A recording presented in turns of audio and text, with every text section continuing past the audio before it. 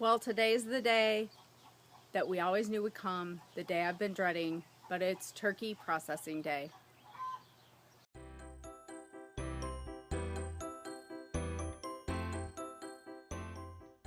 I'll tell you right off, I don't know a way to make everybody happy with my ideas about how this goes with the turkeys, because if you really like animals and don't think they should be eaten, then you're not going to like it. But then if you're like the farmer people who have the right attitude about it and don't sit and bawl in your yard when it's time, you're probably not going to like it either.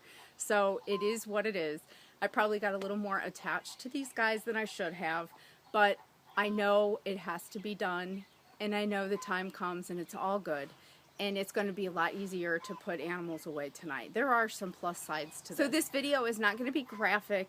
Hopefully you won't see anything that upsets your stomach or makes you cry, although you'll see a little bit of what we do and see the finished product. But, you know, if you want to watch it, that's great. I do have an interesting story.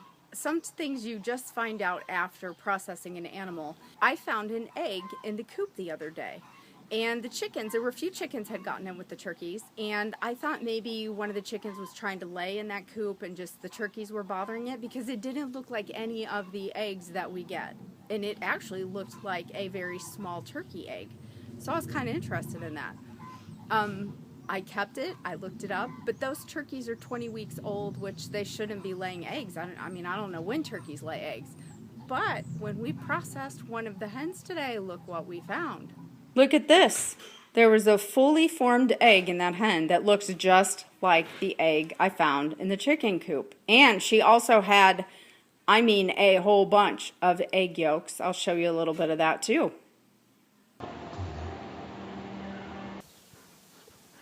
So the egg on the right is the one that I found in the turkey coop yesterday, which is the size of a medium-sized chicken egg, actually.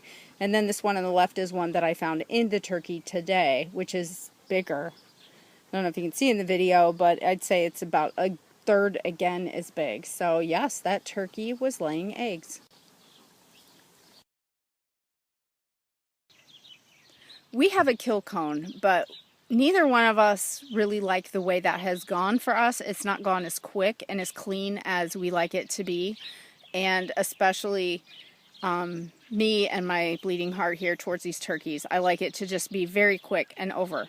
So we read about a method, or saw it, about a feed sack, and this has worked the best for us, definitely for me anyway. So we kind of cut an opening in the top of the feed sack for the turkey's head, and we bring them out and put them in this feed sack, pulling their head through the top, which is attached to a little clothesline rope that just then a third person is able to kind of stretch their neck out, in which I hold their feet, and then their head is lopped off with a big axe that Steve uses. So it's very, very quick. And for me, that's what I'm looking for, is just the least stress on the animal and a quick kill for it.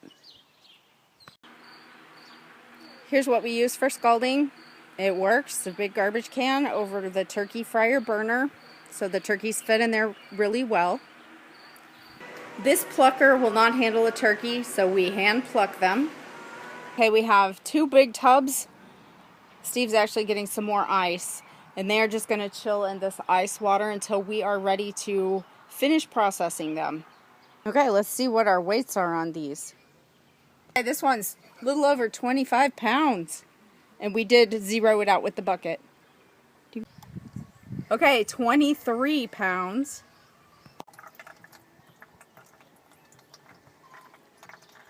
23 pounds. Another one just over 25 pounds. Not bad. Okay, so they look pretty good, don't they? They did a good job. Most of it we're going to grind up and use like you would use ground beef for a little bit of a change. And this lem grinder that we bought a few years ago is not huge, but it works well for what we're doing, which is pretty much a grinding project once a year or once every 2 years. Okay, the turkey processing is done. So here is what we got from 4 20-week-old broad-breasted white turkeys. we have 25 pounds of ground turkey, have a big pot of turkey stock. From that turkey stock, I have 3 big bags of meat that I can use to make soup or something. We have 2, it says full turkey breasts, but they're actually half turkey breasts that we'll probably use at Thanksgiving. 4 cans of turkey meat, and then several turkey breasts where I take a half and cut it into like halves. That's about what we'll use in a meal. Different cuts of the turkey meat to put in the freezer too. So not bad, lots and lots of meat, so we are thrilled with that. Thanks so much for joining us this summer on our turkey journey. If you've never done turkeys and you've seen these videos and it looks like something you might like to try, I'd really encourage you to do it, especially if you like the idea of your own meat that you can raise in a small space, because like I said, we only have 1 acre and this works really well. The turkeys still have room to roam around, live a good life, and we get to fill our freezer. So thanks so much for watching. I'll catch you the next time.